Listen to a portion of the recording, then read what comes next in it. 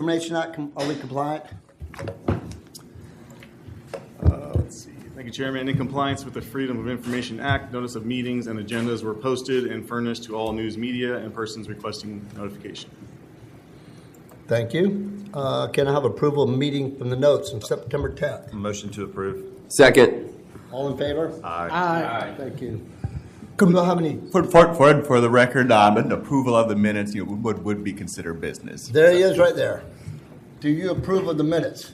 Yes. So approved. Can we move on now? Mark? Thank you. Okay. Little, where you been? Anyway, do we have general public comments? Can you jump? Nothing. Nope. Okay. So we will go back to reconsider of this project at hand. Mr. Chairman, do you want to just point out that first item under call to order, just as far as discussion goes for the reconsideration? The subcommittee will hear from the public. Is that what you're talking about? Just inviting the full board to participate in discussion. Yeah, we will invite the full Greenbelt Advisory Board to participate in discussion and ask any questions regarding the reconsideration of the agenda item. As a reminder, only subcommittee members will make recommendations. A full GAB meeting will immediately follow. Yes, sir, Mr. Jones. Read this issue. I went to the county and looked at the records in relation to this particular parcel. Pope Flynn. And I note that less than 2 years ago, it was bought for $660,000. $660,000. This compares with the valuation of $950,000, the valuation of the easement alone. So what does this mean as the value of the parcel if we add in the easement and what is residual, which is the land fee simple plus a ability to put at least 10 units there? I would suggest something like $2 million. The vendor is getting back virtually half of his purchase price and a tax consideration, and I'm not sure how to value that, of some $400,000. I find this very strange that in 2 years there could be such appreciation. I would suggest that there could be a reasonable explanation. I don't know what that is. But personally, I would say that we need another valuation to confirm this valuation, which I find very strange. Property values may rise, but some hundreds of percent in 2 years just stretches the imagination. Quick comment on that, Mr. Jones. Do we, without knowing the nature of that sale, I find it a little bit hard to infer whether or not that was at, a retail market price, right? Or whether or not it was maybe a family or friend transfer, so I think maybe digging into that a little bit would maybe potentially shed some light on why the increase was so much.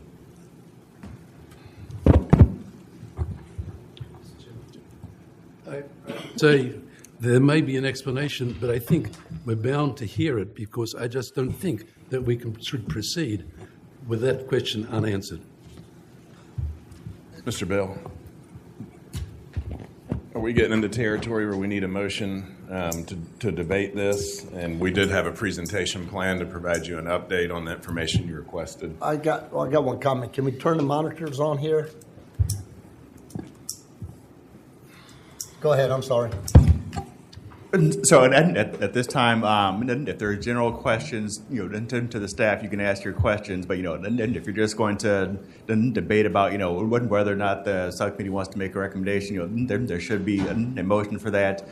And also for procedural purposes, I do believe if this has come up previously, that the first motion should be a motion to even reconsider, and then following that motion to reconsider, then there would be a second motion for a new recommendation. Okay.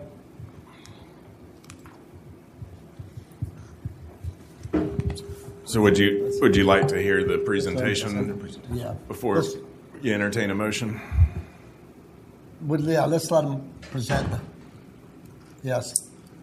Okay, I'm just going to give you a quick update and then turn it over to Edisto Island Open Land Trust to provide the updates they have for the conservation easement to present to you. Just a reminder, this is reconsideration of the Polk Flynn conservation easement on the corner of Highway 174 and Old Jacksonboro Road.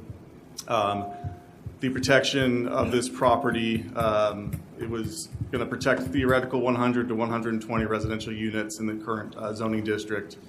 This conservation easement does allow for the subdivision of up to 10 tracts, and each one of those tracts to have a 1 acre building envelope. That number was reduced from the originally proposed 11, and Tom will get into that in detail here shortly.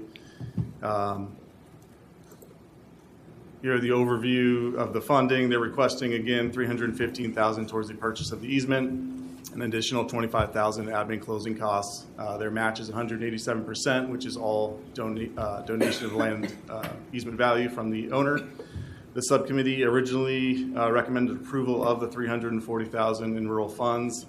However, the GAB voted to defer in order to obtain additional information regarding the subdivision of these tracts. So I have John Garreau and Tom Austin with Edisto Island Open Land Trust here to provide those updates to you.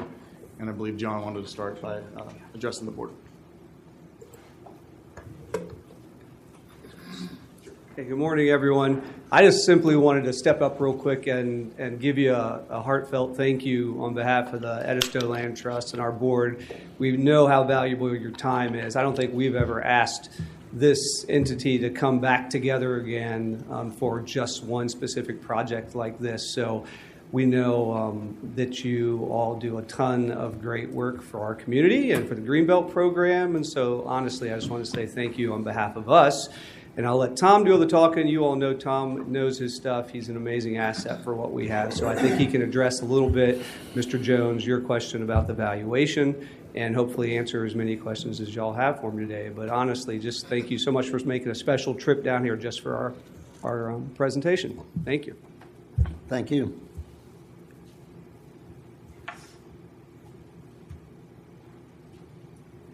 Again, I wanted to reiterate that. Thank you all for coming to order. I do have an answer to the question about the transfer for approximately $660,000. That was an internal family transfer of the property from the son to the mother, who now owns the property, and so that was the number utilized in the tax deed in the deed for the recording taxes for that calculation process based on the mortgage on the property. So that was an internal transfer from the current managing member of the LLC to his mother, who is now the sole owner of the property. So that was not a arm's length transaction on the open market. That was just a transfer internally. And so the consideration paid was $5, but the computation for the tax value was $660,000, which is what shows up in the tax records. And I have the copy of that deed pulled up here on my phone.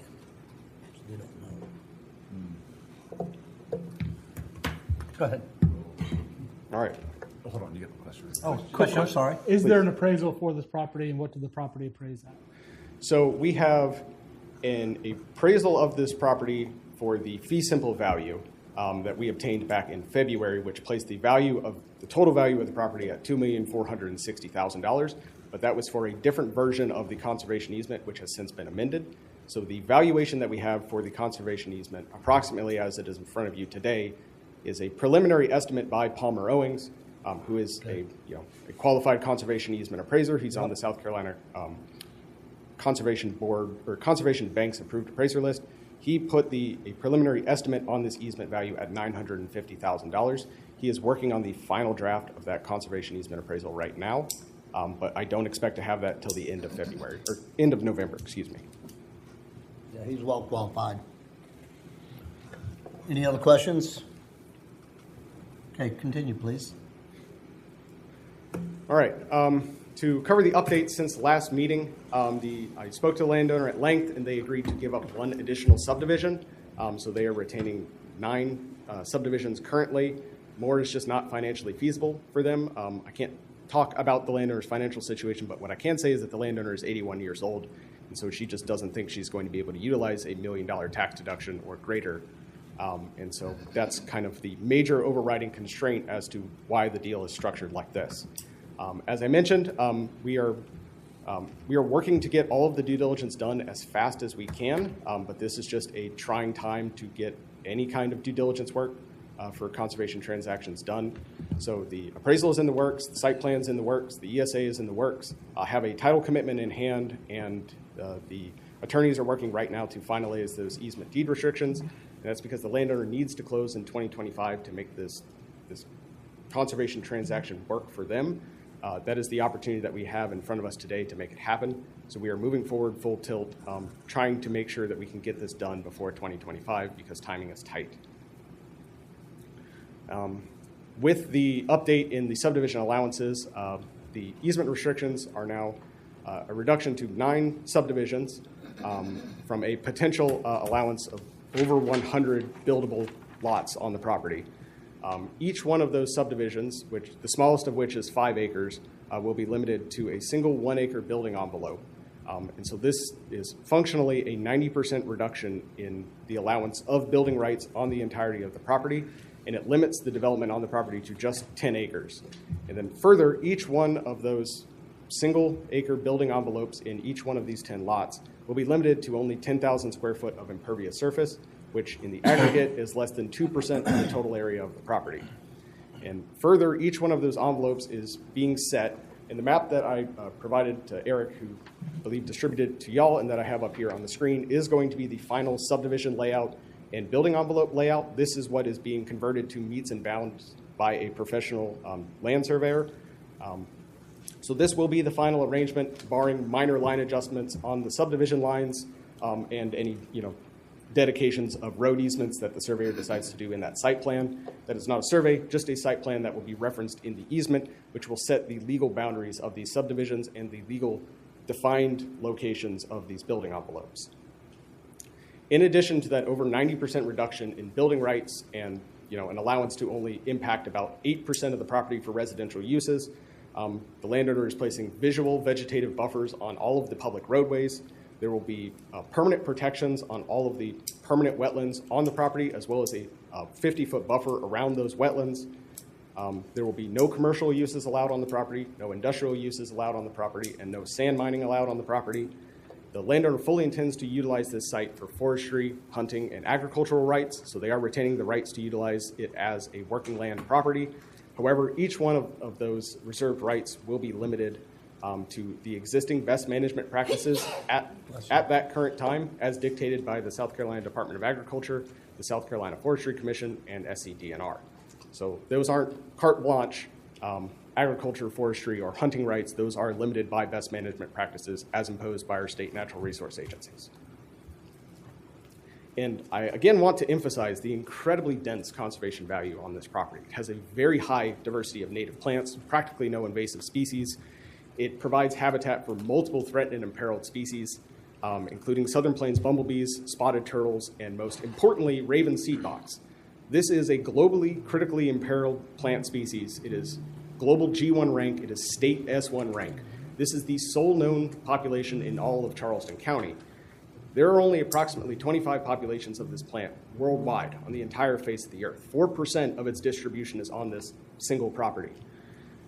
This is an opportunity for conservation that does not come up often. It is not something I have ever seen on one of the projects we've worked on.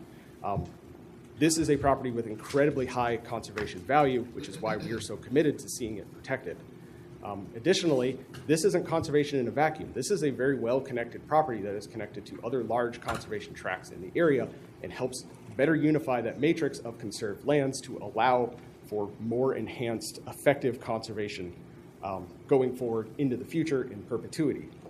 And so I want to emphasize the fact that our conservation easement will be effective at protecting these core conservation values. And additionally, this is a project that has the full endorsement of the Ace Basin Task Force, which is a coalition of over a dozen local conservation agencies, and they have identified this property as a priority for land conservation in the area.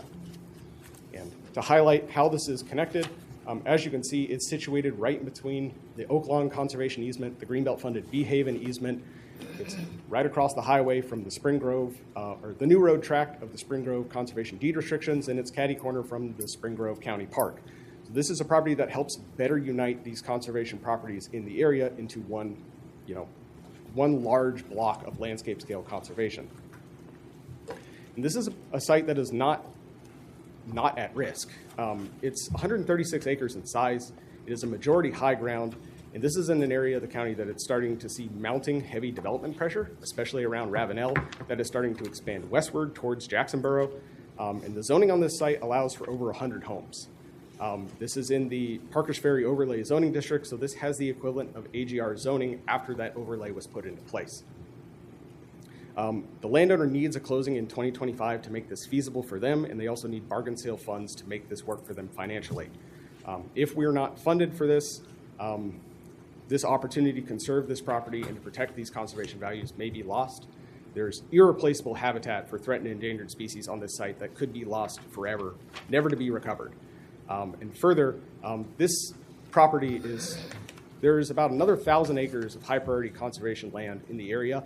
And this property is kind of a litmus test for the landowner to work with us to build a relationship with us and further work with us to protect those conservation areas. But if they're not able to succeed with this conservation outcome, we don't know whether or not they will work with us in the future to help preserve an additional 1,000 acres of land in the immediate area. So there's a lot of further conservation work as well as some really dense conservation values on this site that hinges upon this deal going through and this conservation easement being put in place to protect these conservation values. And breaking down the details again, like I said, we do have a full appraisal putting the value of the land at $2.46 million. The estimated preliminary value provided by Palmer Owings is $950,000 for the easement with those 10 subdivisions. So with the reduction of that down to 9, as well as a better definition of the lot lines and the wetland areas, I expect that number to go up slightly when we get that final appraisal delivered. We're requesting $315,000 for the purchase price and $25,000 for the due diligence costs. And in total, our match percentage is 187%. We're only asking for about 33% of the easement value, which is standard for the other easements that we've had in the area over the last several years. With that, I'll take any questions. Do we have any questions from the subcommittee only right now? I agree with Mr. Owen's findings. Everything seems in line with the appraisal from my standpoint. Subcommittee guys, not yet, Mr. Sorry, but I can't, I'm not on the subcommittee. Yeah, no. So you're I motion for approval. Second. all in favor? Aye. Ayes have unanimously. Okay. Let's take it to.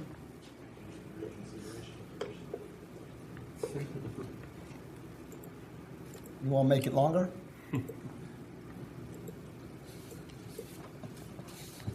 So now do we switch over, Eric? Oh, Okay. adjourn. Okay. All right, so call to order the October 22nd full GAB meeting. Let's see. In compliance to the Freedom of Information Act, notice of meetings and agendas were posted and furnished to all news media and persons requesting notification. Thank you. I believe we've approved everything that needs to be approved, so we can dive right into the project, right? Do approval notes from the last. Oh, excuse me. Okay. Can I get a motion for approval of meeting notes from October 8th? So moved. Second. All in favor? Aye. Any opposed? No discussion? Not yet. We're not yet. This is just on the minutes. Oh, okay. Just on the minutes. All opposed to approval of the minutes? If there is discussion on the minutes, you are allowed to have that if Yeah. that's your request. What does all that mean? On the minutes. On On the minutes. Okay, so I'm waiting. I'm waiting till it. Okay, gotcha. Okay. Are there general public comments for, I don't think there are. Okay. Now, we're going to dive back into the project application for the Polk Flynn. And at this time, anything else you guys want to say about this? Okay. So then we can have general discussion. Can I speak now? Yes, please. Mr. Chairman, before discussion, let's get a note of the subcommittee's recommendation and a motion. Excuse Begin me. discussion, please. The subcommittee has recommended for approval of the Polk Flynn conservation easement. I'll make a motion to approve. Okay. We have a motion for approval with a second. Now we can have discussion. Mr. Jones.